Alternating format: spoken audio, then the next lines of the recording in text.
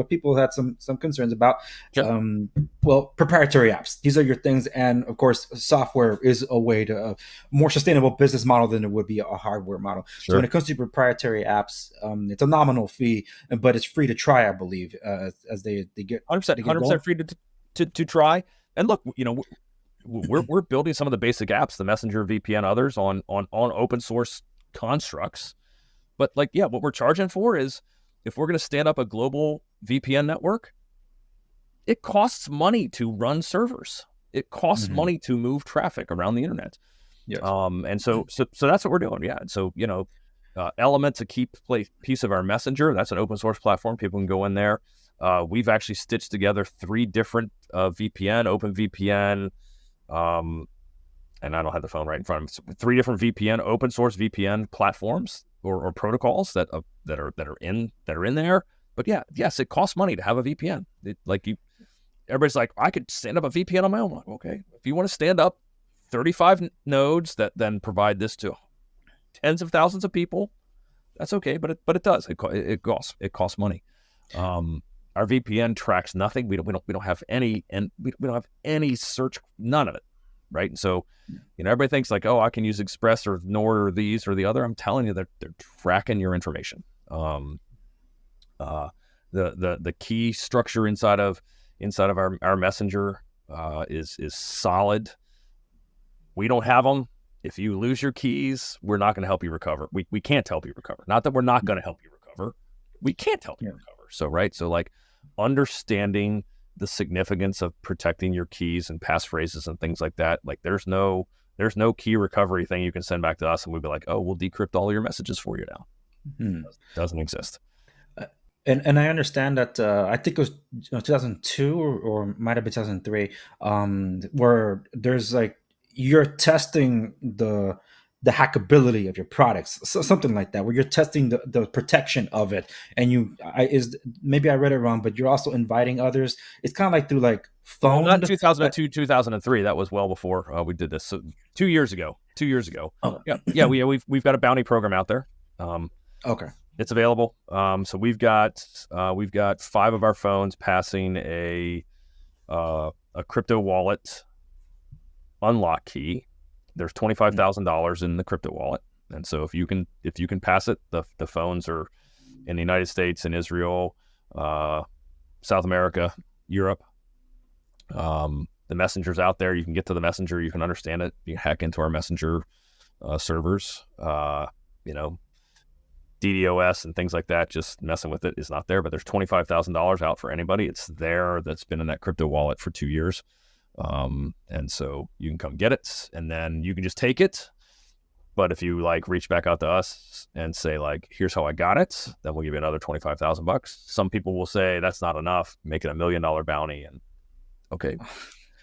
Okay, well, it's money. So, when we've got that amount of revenue, I'm making $1 million bounty. Yeah, no, but it's good to know. I wanted to get clarification on that. Yeah. So with respects to proprietary apps and bounties and having this device, and we talked about all this concern of privacy and control and all that, there have been some concerns though because of who it's not being marketed at the so-called Patriot community, but it does feel like it's being lent that way because of the voices that I've already talked about it.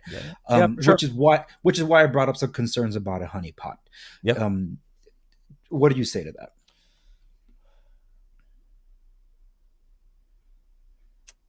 People should look into my background and the things that I've done. I have worked inside and outside of the government.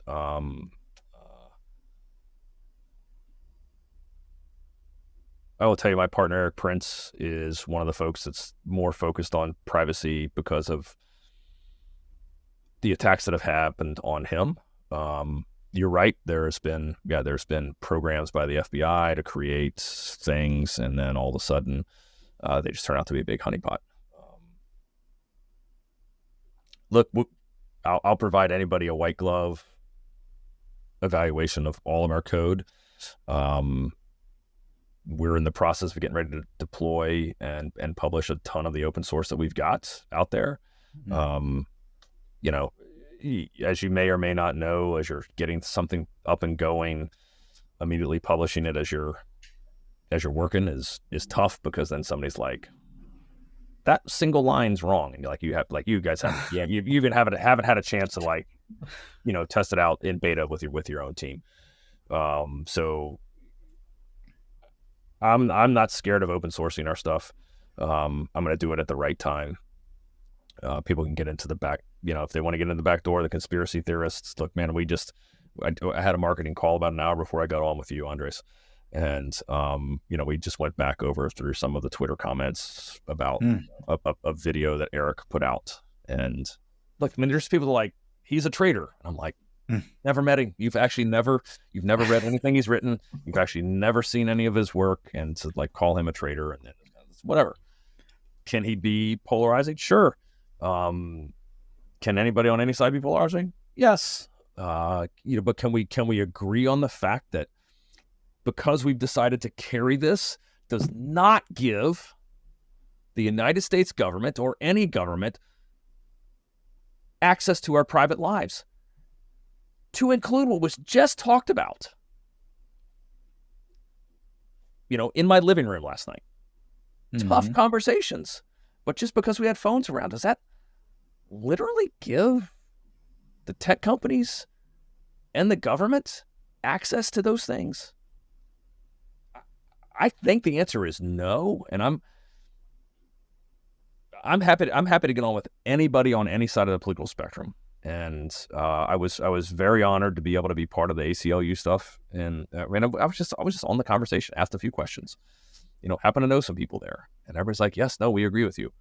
We might not agree with the political opinions of everybody you hang out with, but do you agree that I should be able to have conversation around my dinner table,